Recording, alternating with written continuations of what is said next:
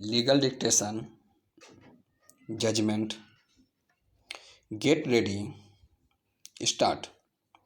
In some states, in third tier, that is relating to it, were kept in abeyance since the middle of 60s. A general slackening of interest in community development had a corresponding adverse effect on Panchayati Raj, with a view to translate into specific terms and positive mandates. The seminal idea of Article 14, the Constitution, under bracket 74th Amendment Bill 1989, was introduced in Parliament on May 12, 1989. The objects and reasons appended to the bill revealed that a review of the working of Panchayati Raj institutions has shown that in many states they have become weak, ineffective, owing to a variety of reasons, including the failure to hold regular and periodical elections, prolonged suppressions, inadequate representation to the weaker section, like in scheduled castes and scheduled tribes, and women, lack of financial resources, and inadequate devolution of powers and responsibilities on them. The Constitution, under bracket 73 Amendment Act 1992, that is Panchayati Raj Act, came in force on 24 1993. The Amendment Act, while inserting Article 243 O in Part 4th of the Constitution, makes many important provisions to make the Panchayati system effective. The salient features of the Act are it guarantees election to Panchayati Raj bodies once in every 5 years, and election has to be completed before expiration of the 5 years term.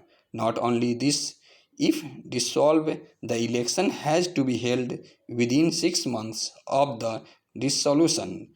Under bracket second, the elections have to be held on the basis of adult suffrage and seats are allocated on territorial basis. Every person completely 18 years of age will have to participate in the election. Under bracket 3, the election to Panchayati Raj bodies are to be conducted by an independent body which conducts the elections of Parliament and State Legislature, that is State Election Commissioner.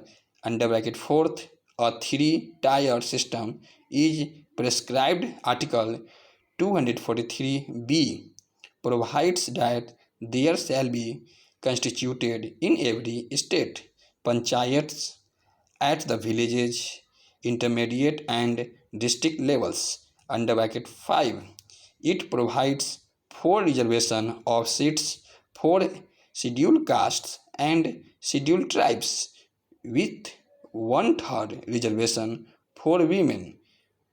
It also enables legislature of the state in reserved seats for other backward classes.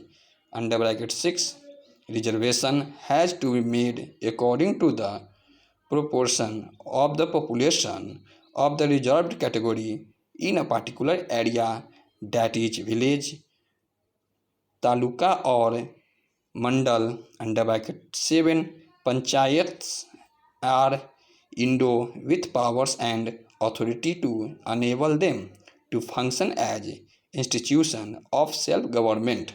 The power is devolved with respect to preparation of plans for economic development and social justice.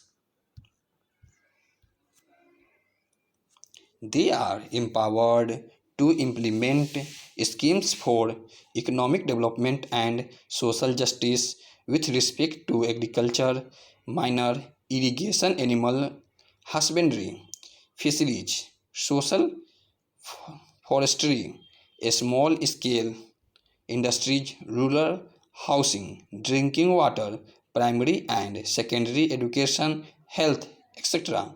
Under bracket 8, the governor has to constitute a finance commission to review the financial position of panchayats and suggest distribution between the state and the panchayats, the proceeds to the taxes and also allocations between the bodies at the three levels interse. The constitutional provisions relating a Panchayati Raj do not confer any power on Parliament nor make any change in the location of the legislative power concurring local government. It was had it is in the state list. The state cannot cut inroads into Panchayati Raj by undesirable interventions. The functioning of Panchayati Raj so far after implementation of the Panchayati Raj provisions on 24/4/1993 reveals the accelerated pace of road construction and development through supply of drinking water and hand pumps. School buildings are constructed and maintained, but everything is not right with Panchayati Raj. The evils of immature democracy at stage and national level elections are rampant. In the Panchayati Raj elections too, the power and 5 years term is attracting politicalization of Panchayati Raj system. One ill impart of reservation for women had come out that even the illiterate domestic women are chosen and decisions are dictated by their husbands or some other relations. Let us believe that in long run such discrepancies may be overcome and representative democracy will become reality of self-government at village level.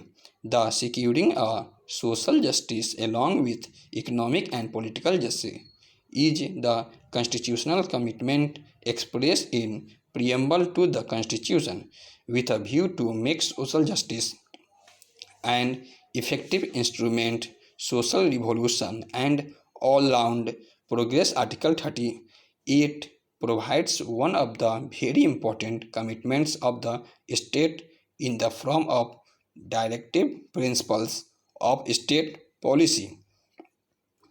It provides that the state shall strive stop